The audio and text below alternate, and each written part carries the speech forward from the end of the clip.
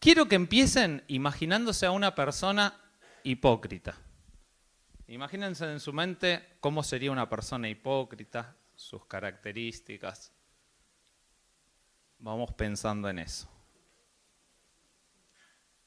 Necesito que piensen en una persona religiosa. ¿Cómo es una persona religiosa? ¿Cómo se maneja? ¿Cómo es en su vida? Una persona creída. Esos que se llevan el mundo por delante, yo sé todo, yo soy el más grande acá. Una persona muy en el contexto esto cristiano, que le decimos fariseo, ¿no? Un agrandado. ¿Quién es agrandado? ¿Cómo es un agrandado? ¿Cómo es un mentiroso? ¿Cómo es una persona amargada? Muy bien. ¿Se imaginan las características de esta persona? Levanten la mano si más o menos se hacen una imagen de cómo son personas con estas características. Muy bien, pueden bajar la mano. ¿Cuántos de ustedes le pusieron un rostro a estas palabras? ¡Epa! Ahí ya es un poco más, porque por ahí yo no estoy pensando mucho en cómo es una persona amargada, estoy pensando en quién es una persona amargada. Y te hago una pregunta más. ¿Cuántos de ustedes ya compartieron con alguien más sobre esta persona? Lo que piensan o lo que les parece. Tito 3:2 dice, diles que nunca hablen mal de nadie, que busquen la paz y que sean amables y atentos con todo el mundo. Lo leemos de nuevo. Diles que nunca hablen mal de nadie, que busquen la paz y que sean amables y atentos con todo el mundo. Creo que el pasaje ya dice todo, así que nos podemos ir, pueden subir los músicos, así no arruino más esto y ya está la predicación hecha, ¿no? Sí, yo no voy a hacer eso porque si no va a volar algo desde el fondo, que sería Julieta diciéndome para qué hice la placa, que tiene que ver el último vuelo de Amelia y el pasaje. Pero sinceramente es importante que nosotros somos de hablar mal de las demás personas. Fíjense qué fácil leímos esas palabras y pensamos en alguien. Y me incluyo porque creo que como seres humanos, algo innato al ser humano es enseguida la forma de pensar sobre los demás. ¿Por qué el último vuelo de Amelia? Bien, para los que no saben, Amelia Earhart fue no la primera aviadora femenina, como se cree, porque ya había otras, pero fue una de las primeras en ser reconocida y en lograr grandes cosas. Yo anoté algunos datos sobre ella. Ella, para darles contexto, nació en 1897. Ella fue la primera aviadora que cruzó a través del Atlántico sola, ¿sí? Encima batió el récord haciéndolo de nuevo. Tuvo grandes logros, más o menos 8 récords, ¿sí? Y ella fue una de las que buscó hacer la circunvalación, o sea, sobre el Ecuador, dar la vuelta al mundo en una avioneta. Era un logro grandísimo si estamos pensando en 1935. ¿Por qué? Porque no tenían los aviones de hoy. El combustible había que bajar a repostar, a llenar el tanque constantemente. Sin embargo, lo que pasó es que durante ese vuelo, tratando de dar la vuelta al mundo, en el último trayecto, pasando por el Océano Pacífico, el avión desaparece. Es uno de los misterios y les cuento, el año pasado a mí me encanta escuchar todos los podcasts que tienen que ver con crimen, misterio, cosas que no se resolvieron y ahí mi cabeza empieza a volar, a maquinar qué puede haber pasado y demás. Pero una de las cosas fue que mientras el avión iba no logró aterrizar, no se sabe, se perdió contacto y no se encontró el avión, no se encontró la persona y ahí viene todo. ¿Y por qué les cuento esta historia? Bueno, es interesante. Yo les dije al principio que los aviones no tenían la capacidad de combustible para hacer vuelos muy largos. Entonces, ¿cómo iba a hacer Amelia para hacer estos trayectos tan grandes sobre el océano?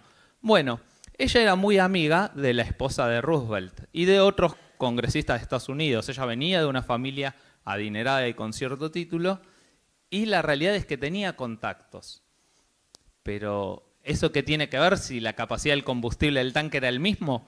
Bueno, el Congreso de Estados Unidos se había puesto de acuerdo para que con fondos públicos, en una de las muy pequeñas islitas que están dando vueltas ahí entre ese estrecho, que son un montón, pusiesen una pista de aterrizaje, ¿sí? Más precisamente la isla se llamaba la isla Howland.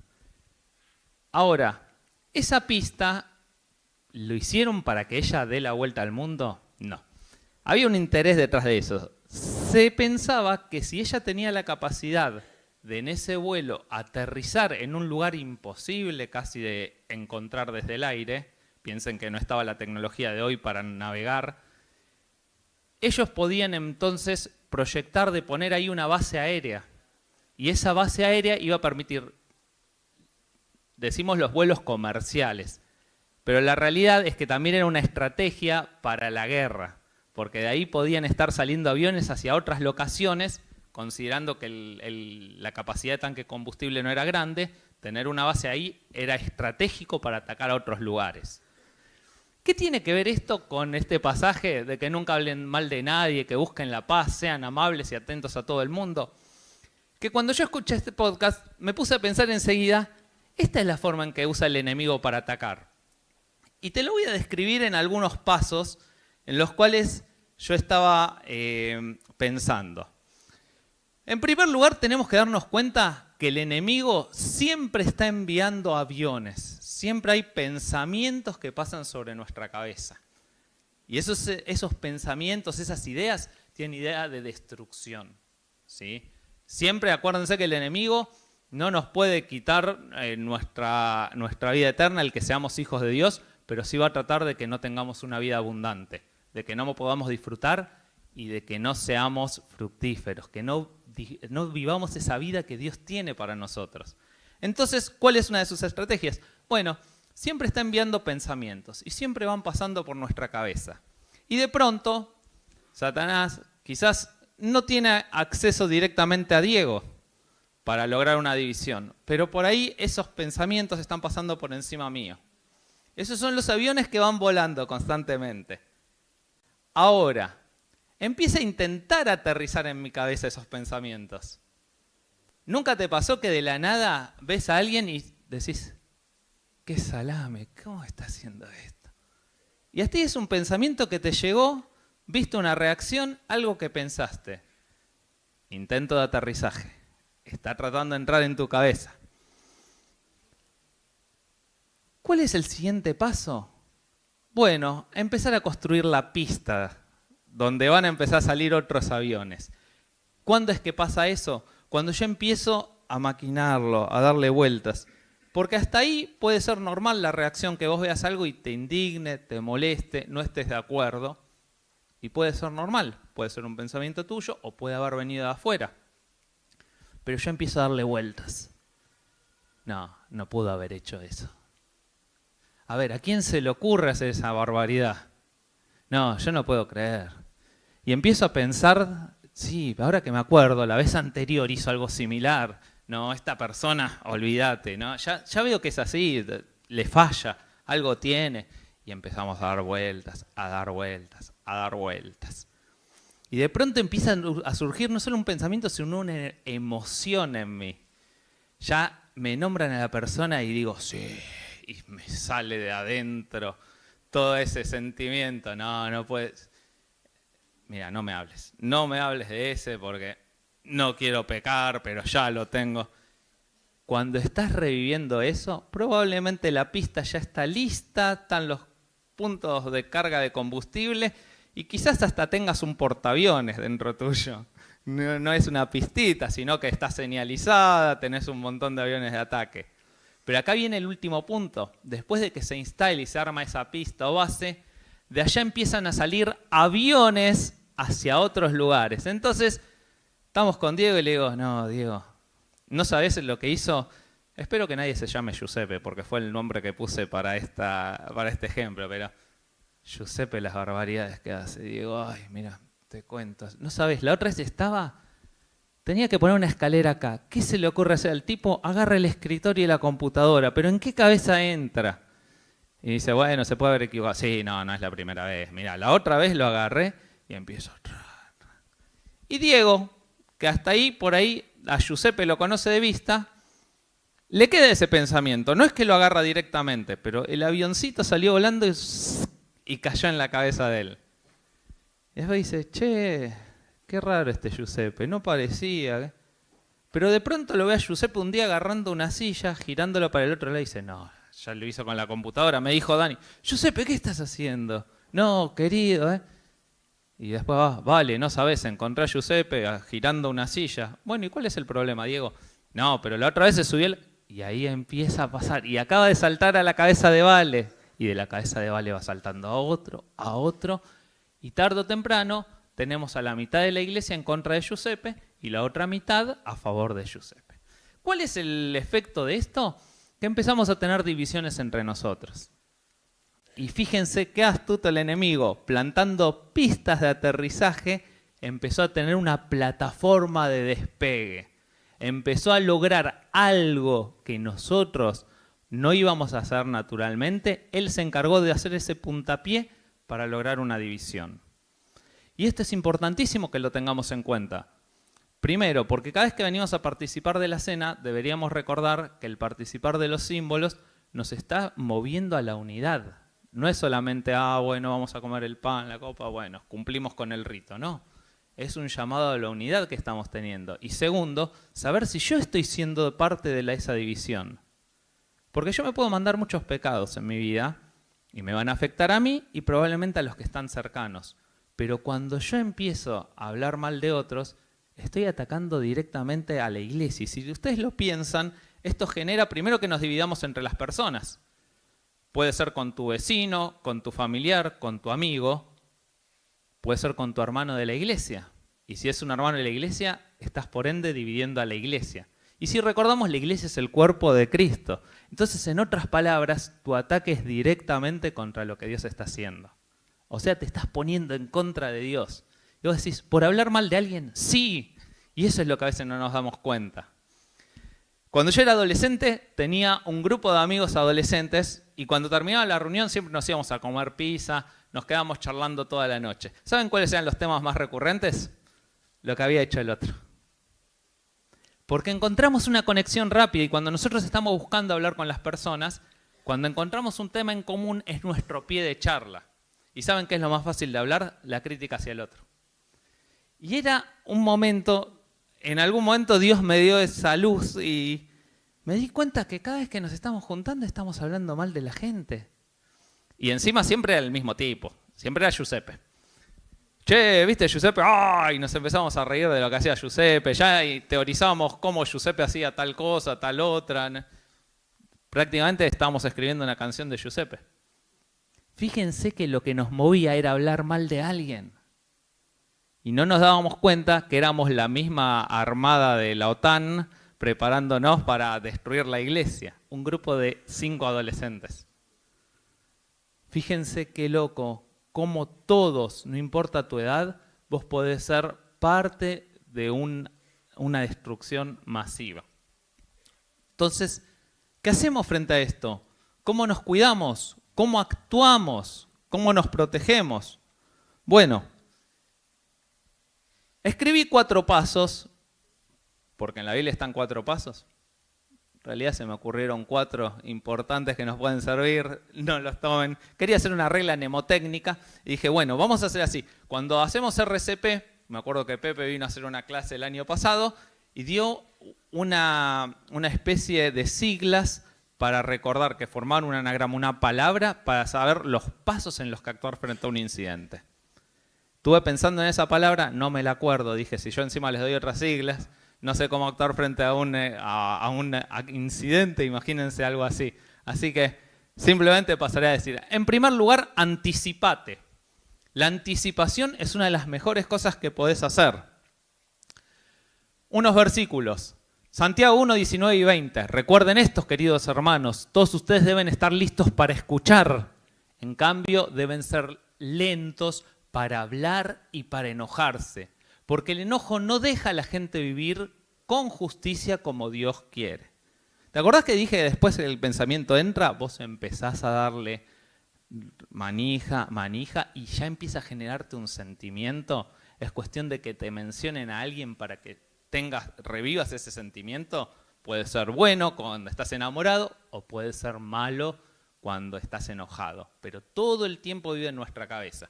Y acá una de las cosas que nos dicen es, si yo soy una persona, tengo que primero aprender a escuchar y ser lentos para hablar y para enojarme. ¿Por qué? Porque si yo sé que soy un verborrágico, que empiezo y hablo, anticipate. ¿Sabés que te puede pasar esta situación? Entonces empezá ahora, que quizás no estás en esa situación, a empezar a escuchar más. Calculo que todas las mujeres casadas acá sabrán que con los hombres es algo difícil de lograr. Los varones generalmente en nuestra mente, si nos vienen a contar algo es para que les demos una solución. Porque los varones solemos, en nuestra mayoría, trabajar así.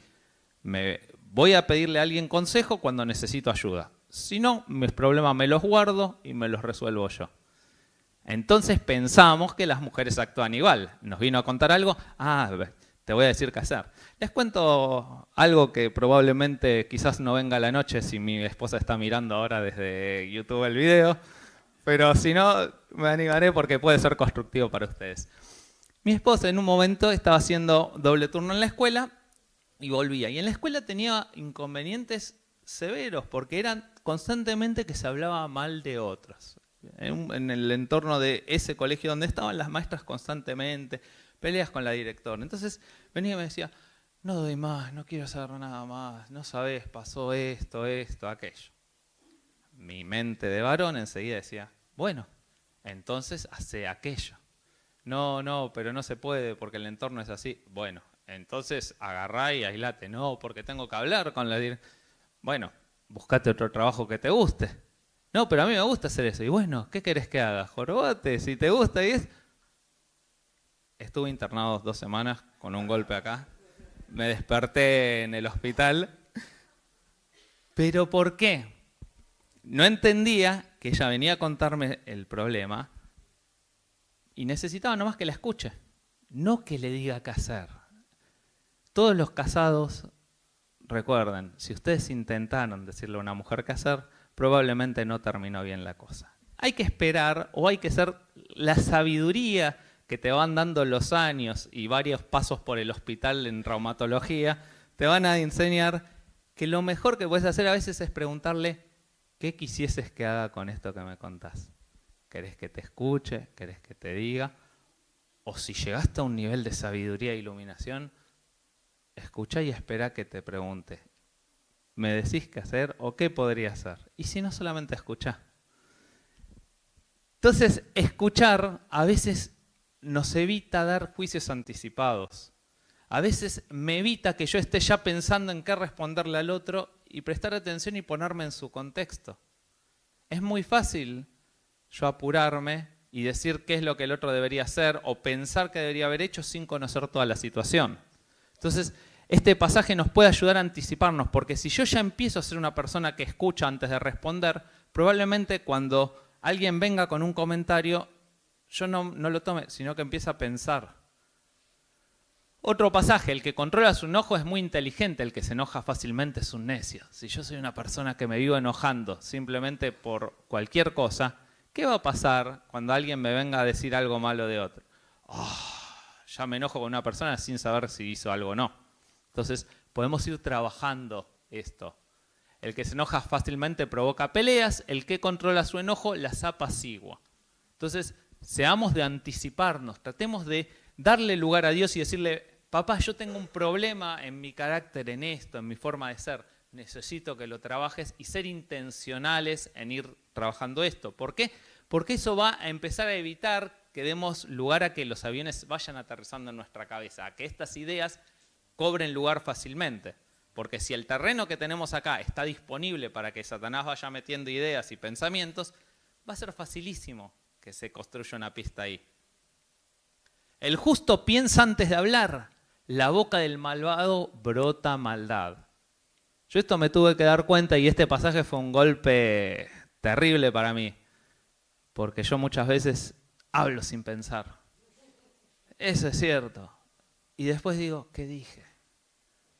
Gracias a Dios que me bendijo con una esposa que a veces me hace una tercera voz decir, Daniel, y filtrá, escuchá. Pero lo que dice este pasaje es que el malvado muchas veces brota maldad. ¿Qué es lo que yo estoy hablando con los demás?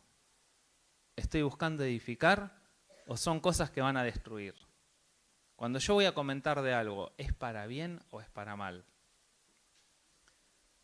Segundo lugar, identificar. Dijimos primero, nosotros nos anticipamos, nos vamos preparando para evitar que esos aviones aterricen. Pero ahora tengo que hacer un examen en mi vida. ¿Aterrizó algún avión, algún pensamiento que me lleva a eso? Filipenses 4:6, 6 al 8 nos va a dar una clave importantísima sobre esto. Primero, no se aflijan por nada, sino preséntenle todo a Dios en oración y pídanle y denle gracias. Esto significa que cuando a mí me molesta algo que me comentaron, un comentario que me llegó una persona o algo, lo primero que yo debería hacer es hablarlo con Dios. Papá, yo no puedo creer la que se mandó Giuseppe. La verdad es inconcebible esto. Me siento enojado, me siento airado. Contáselo a Dios. Primero, descarga, poné toda la carga, toda tu ansiedad sobre él. Sacate la voz, no lo andes cargando. Y da gracias por la vida de Giuseppe, porque algo está haciendo en tu vida. Todo esto te está llevando a un proceso en el cual vos estás y Dios está trabajando en tu vida a través de esa persona. Así Dios les dará su paz, y le estoy robando parte de la predicación a Tiago que di ayer, que es más grande de lo que el hombre puede entender, y esta paz cuidará sus corazones y sus pensamientos por medio de Cristo Jesús. Cuando yo descanso y le tiro mis preocupaciones a Dios, y sé que Él las tiene, su paz empieza a darme a cuidar mis pensamientos. Y por último, ¿qué tengo que hacer ahora? Hermanos, piensen en todo lo verdadero, en todo lo que es digno de respeto, en todo lo recto, todo lo puro, todo lo agradable, todo lo que tiene buena fama. Piensen en toda clase de virtudes y en todo lo que merece alabanza. ¿Sí? No agarré la versión 60, que es la que más tengo de memoria, porque tiene palabras y habría que hacer una traducción, pero está buenísimo entender que si mis pensamientos sobre una persona, sobre algo que pasa, no son conforme a esto, probablemente tengo que identificar que es un intento de aterrizaje o un avión que aterrizó en mi cabeza con una idea errónea. Había una frase hermosa que decía Martín Lutero y era: yo no puedo evitar que los pájaros vuelen sobre mi cabeza. Van a volar todo el tiempo, pero sí puedo evitar que hagan un nido. Yo tengo que saber identificar cuando estoy dándole lugar a un pensamiento que no va. Tercer lugar, resolvé. Mateo 5, 23 y 24. Les puse versículos porque hoy empecé con 1, salieron 2, 3, 5 y dije, no, quizás mucho. Por lo tanto, si mientras estás presentando tu ofrenda delante del altar, te acuerdas de pronto que alguien tiene algo contra ti, deja allí mismo tu ofrenda. Vete primero a reconciliarte con tu hermano y luego regresa a presentar tu ofrenda. Podés adorar a Dios, es lo que Dios busca. Con toda tu vida podés venir y alabarle. Pero Dios no está tan interesado en eso si vos tenés algo contra otra persona. Ahí es donde deberías parar, confesar con Dios, decir, papá, tengo esto mal con una persona, y apenas puedas, a ir a solucionarlo. Sobre todo si ya lo verbalizaste, si ya lo empezaste a expresar, si ya lo empezaste a contar a otros, ¿sí? Y luego, por último, prevení. ¿Cómo prevenimos? Sin leña se apaga el fuego y sin chismes se acaba el pleito. Por tanto, hagamos todo lo que sea posible para contribuir a la armonía en la iglesia y a la edificación mutua. Les tengo que confesar que esto no es fácil, les tengo que confesar que esto es lo que muchas veces más me cuesta en mi vida. ¿Por qué? Porque donde llegan comentarios, no es fácil empezar a filtrar y decir, no engancharse en ese comentario. Y algo que me sirvió mucho de adolescente, por lo cual algunos de esos grandes amigos ya no fueron tan grandes amigos, fue tomar una difícil decisión, de que cuando venían a hablarme de alguien, primero cortar las charlas, pero cuando venían a hablarme de alguien y decir, che, habíamos hablado que no está bueno esto, sí, bueno, vení, vamos a resolverlo con esta persona. No con la idea nomás de exponerlo, sino de que traten de resolver ese problema. Porque si alguien me vino a contar algo malo de otro, es que ya ganó el lugar. Y que yo le diga, no digas eso, simplemente hago que vaya hacia otra persona. Y si nosotros estamos buscando contribuir a la armonía de la iglesia y la edificación mutua, mi responsabilidad es tratar de llevar y que estas personas puedan arreglarlo. Nosotros decimos, bueno, no, le voy a decir a esta persona, mirá que tenés a alguien. No, nos corresponde buscar arreglar las situaciones. Porque cuando pasa eso, tenemos dos opciones. O lo que decía este pasaje, se apaga el fuego porque no hay leña, porque esa persona ya no nos va a volver a contar algo, pero a la vez estamos blindando nuestra cabeza. O esta persona se da cuenta, arregla las cosas y qué bueno, gloria a Dios, porque empezamos a trabajar unidos. ¿Y sabéis qué diferencia hace que todos estemos pensando en lo que tenemos que hacer en vez de lo que hace mal el otro? Bueno, el crecimiento y la velocidad con que empieza a expandirse la obra de Dios. Porque seamos sinceros, Satanás no puede detenerla. Somos nosotros muchas veces los que hacemos que las cosas no avancen. Y cuando empezamos a ver que están haciéndose cosas buenas, por ejemplo, yo no sé, por ahí no todos han subido, pero ahora se está trabajando el Zoom y están buscando hacer un lugar muchísimo más lindo para que haya más actividades, para que puedan tener lugares de encuentro todos los grupos y demás. Entonces, Satanás no va a detener a Damián, que ya puso la determinación de empezar, pero por ahí yo voy a decir, ¿de qué color vas a pintar, Damián? Y queremos poner un color pastel. Este pibe es horrible. Pero no le voy a decir a Damián. Le voy a agarrar a ver quién puede influir. Walter ahí tiene palanca sobre eso. Walter, ¿vos viste de qué color va a pintar Damián? Lo más probable es que me va a frenar ahí, Walter. Pero yo no fui a hablar con Damián, fui con Walter. Porque quiero que Walter después convenza a los otros diciendo, che, chicos, Damián está pintando de este color. Entonces, ¿qué va a pasar? Damián, cuando le lleguen esos comentarios y estemos la mitad de la iglesia en contra del color que él eligió para pintar, yo no hago más nada, que lo haga otro. ¿Quién ganó? Que la pared fuese color pastel, ¿no? Tiene que ver con un gusto personal. No podemos pintar la pared del color que cada uno elige. Pero la realidad es que el que ganó es el enemigo, porque nos quedó un lugar a medio construir, porque se las tomó, quedó la construcción parada. Él se fue mal, nosotros estamos mal, seguimos alimentando esa división. Y ¿saben qué? El día que no esté Damián vamos a buscar a otro. Y así es como una iglesia se va dividiendo de a poco. Y yo en varias iglesias que he visitado y todo, iglesias grandísimas, que hoy veo que quedan inactivas. Y todo empezó por esto, por empezar a dejar lugar a los comentarios. Entonces, tenemos algo grandioso. Yo les decía, ver chicos acá que uno lo piensa, bueno, es normal, no lo es. Dar lugar, escuchar, animar, eso es para lo que estamos. Y nosotros tenemos que ser personas que construimos, que buscamos hacer esto. ¿Qué te quiero llamar a hacer el día de hoy? Identificá si en tu cabeza están aterrizando algunos de estos pensamientos. Primero que nada, anticipate. ¿Hay algo que trabajar en tu carácter? ¿Hay algo que facilita que el enemigo gane ventaja sobre vos? Hacelo. No lo dejes estar. Yo sé que muchas veces termina, bueno, estuvo lindo, nos gustó. Pero si nosotros no actuamos en base a lo que Dios nos va enseñando, terminamos haciendo lo que decía, es como el que se ve en un espejo y después se va y se olvida de lo que pasó. La palabra de Dios produce una transformación en la medida que yo la dejo entrar, la trabajo y le pido a Dios actuar en consecuencia. Si me entró por un oído y salió por el otro, podés venir toda la vida a la iglesia y vas a seguir tu vida igual. Entonces te animo primero a determinarte a cambiar. Anticipate. ¿Qué tiene que Dios trabajar en mí? Y contáselo a Dios. ¿Sí? No lo hagas por tu esfuerzo propio nomás, sino que pedile a Dios, reconozco que esto está mal en mi vida y necesito que vos me ayudes a cambiar. En segundo lugar, empecé a identificar, che, ¿hay alguna persona que cuando me la nombran yo me siento así? O cuando me surge todo adentro que me dan ganas de, no sé, explotar. Buenísimo. Identificaste una pista de aterrizaje. Es hora de empezar a destruirla para que no empiece a propagarse. Tercero, resolvé.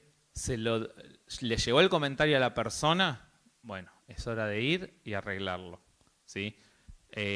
Yo se lo dije, se lo manifesté con incomodidades, tengo que ir, confesarlo y pedirle disculpas. ¿Significa esto que el comentario, el pensamiento, el sentimiento no va a volver? No, probablemente vuelva, porque es un proceso el destruir estas fortalezas, estas pistas, estas bases que fue construyendo el enemigo. Pero yo tengo que constantemente hacer lo que decía el pasaje, ir y entregarle a Dios esas preocupaciones, esas cosas que me molestan. Y en cuarto lugar, prevení. Empezá a cortar los comentarios que llegan a tu vida, ¿sí? Y con esto yo mismo diría, uy, me estoy comprometiendo, porque yo tarde o temprano voy a ir a decirles a ustedes algo de otro. Entonces, pero es la forma que lo tenemos que cortar, porque nosotros mismos vamos a fallar en esto. Es muy fácil que el enemigo gane ventaja en eso, y una forma de potenciar todo lo que se está haciendo es con la unidad. Y una de las formas es cortando las cosas de raíz. Bueno, quiero dejarte este desafío y quiero invitarte a esta semana a estar llevándolo a la práctica. ¿Oramos? Papá, vos sabés que todos los que estamos acá, sea de donde sea que venimos, hay algo con lo que muchas veces lidiamos y es con el alojar en nuestra cabeza pensamientos del enemigo, pensamientos de división que nos llevan a enfrentarnos a las personas, a dividir la iglesia y sin darnos cuenta estamos atacando tu misma obra. O sea, nos estamos poniendo en contra tuya porque estamos lastimando a otra persona por la que vos derramaste tu sangre y que la amás tanto como a nosotros. Actuamos a veces por ignorancia, por impulsividad y papá, sabemos que somos humanos, pero aún así queremos ser los humanos que vos diseñaste que seamos, que podamos cumplir el propósito en vos y para eso tenemos que aprender a dejar que vos nos vayas limpiando y nosotros seguirte y hacer lo que vos nos vayas indicando. No es fácil, papá, quizás es un desafío que tendremos hasta el último día de nuestras vidas, pero queremos ser personas que aportaron, que desde donde están fueron personas que construyeron, que con sus vecinos, que con sus familiares procuraron la paz, la unidad y que fueron, Señor, referentes que hicieron que esa familia, que esos vecinos, que esa comunidad, que esa iglesia creciese. Ayúdanos a ser esas personas que están cuidando, Señor, la unidad, que promueven la paz y no ser los que destruyen. Y dejamos este desafío en tus manos y nos comprometemos de nuestro lado, papá, cada uno que hoy está decidiendo dentro suyo ser una persona que pelea por la unidad y que promueve la paz en la iglesia, a estar siendo los primeros en evitar ser bases del enemigo. En el nombre de Jesús, amén.